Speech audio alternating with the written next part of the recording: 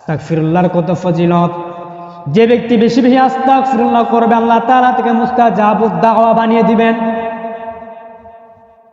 ইমাম আহমদ ইবনে হাম্বল রাহিমাহুল্লাহ তিনার জামার একটি ঘটনা। ইমাম আহমদ ইবনে হাম্বল রাহমাতুল্লাহি আলাইহি তিনি হাদিস সংকলন করার জন্য দেশ থেকে বিদেশে যখন হাদিস সংকলন করার জন্য যাচ্ছিলেন, ইমাম আহমদ ইবনে হাম্বল রাহমাতুল্লাহি আলাইহি তিনি এক মসজিদে নামাজ পড়লেন। মাগরিবের নামাজ আদায় করার পরে তিনি সেখানেই বসেছিলেন। তিনি ভাবলেন এশারের নামাজ পড়ার পরে আজকে মসজিদ এখান থেকে আমি সকালবেলা রওনা দিব, কিন্তু মুয়াজ্জিন বলছে না, আপনাকে এখানে থাকা যাবে না, আপনি এখান থেকে চলে যান। ইমাম আহমদ ইবনে হাম্বল খেতাবালি গুছিয়ে তিনি রাস্তা দিয়ে রওনা দিলেন। দেখলেন একজন যুবক, তিনি রুটি বিক্রেতা, সেখানে তিনি গেলেন এবং বললেন, যুবক, আমি যদি আজকে রাতটা যদি তোমার এখানে কাটিয়ে দিই আর যদি কিছু আগুন পোহায় তোমার কোনো সমস্যা হবে নাকি? যুবক বললেন, আহলান সাহলান মারহাবা, আসেন এদিকে, কোনো সমস্যা নাই, আপনি আগুন পোহাবেন, আমার কোনো সমস্যা নাই। ইমাম আহমদ ইবনে হাম্বল হাদিস বের করে যখন হাদিস পড়তেছিলেন, ওই যুবক বারবার পরে আস্তাগফিরুল্লাহ।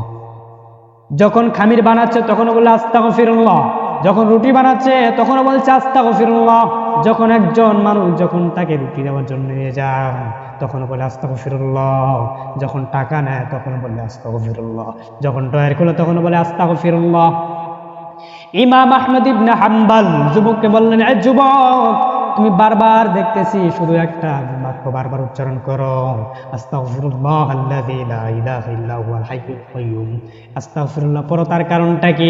ওই যুবক বললেন, হুজুর, আমি আমার জীবনে যতগুলো দোয়া করেছি, আস্তাগফিরুল্লাহ আল্লাযী লা ইলাহা ইল্লা হুয়াল হাইয়ুল কাইয়্যুম, এর বিনিময়ে আল্লাহ পাক রব্বুল আলামিন আমার জীবনের তাম দোয়াগুলো কবুল করে নিয়েছেন।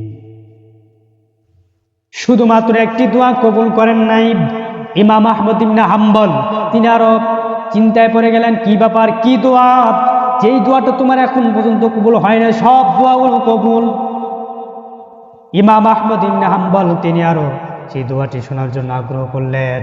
যুবক বললেন, হুজুর, এই জামানার শ্রেষ্ঠ একজন আলেম ইমাম আহমদ ইবনে হাম্বল, তাকে আমি দেখার জন্য অনেকবার দোয়া করেছি, সেই দোয়াটা রব্বুল আলামিন কবুল করে নাই। ইমাম আহমদ ইবনে হাম্বল বললেন, যুবক, আজকে এই দোয়া